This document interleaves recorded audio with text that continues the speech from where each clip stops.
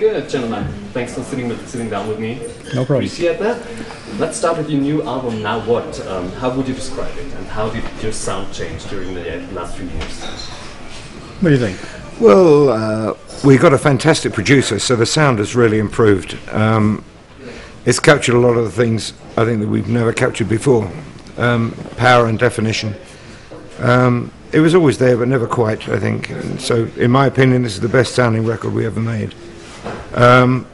As for the content, well, I think we loosened up quite a little bit on this one, and we had perhaps remembered some of the things we'd forgotten in terms of how to write the music before the songs. Remember that we're primarily an instrumental band, and with a vocalist, of course, but you know. So we stretched out a little bit, I think, on the arrangements on this one. So it's quite a change, I think. It feels fresh to me. You've been recording in Nashville, which is actually the country capital of the world. How was that? Well,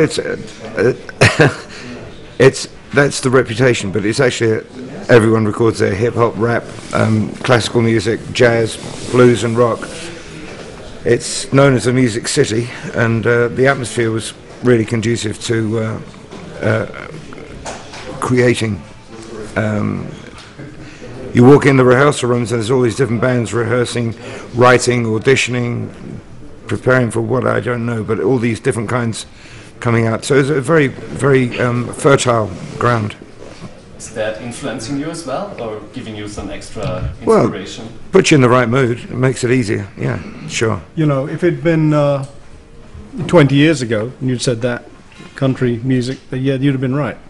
But really, Los Angeles is not in the game anymore. New York's not in the game. All the good guys are in Nashville. That's the good producers, the good engineers, the good studio musicians. And everywhere you go, it's live music. Whether it be piped through some speakers on a street corner, or every little bar you go to, every little club, there's somebody playing live music. And that in itself makes you feel part of something pretty good, you know, because you think, well, I want to do something. I want to join in. I want to make music. So that was really conducive to the spirit of getting things done properly. And a great studio, of course. There aren't many great studios around anymore. Most studios are the size of your bathroom. This was like 30 meters long, 15 meters wide, and you could play together live, which was important, you know.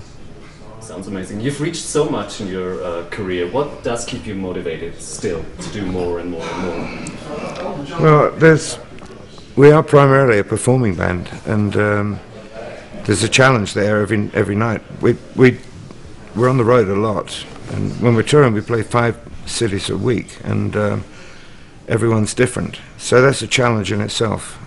I think also being in this band after so many years, through all the ups and downs we've had, it's quite a nice feeling.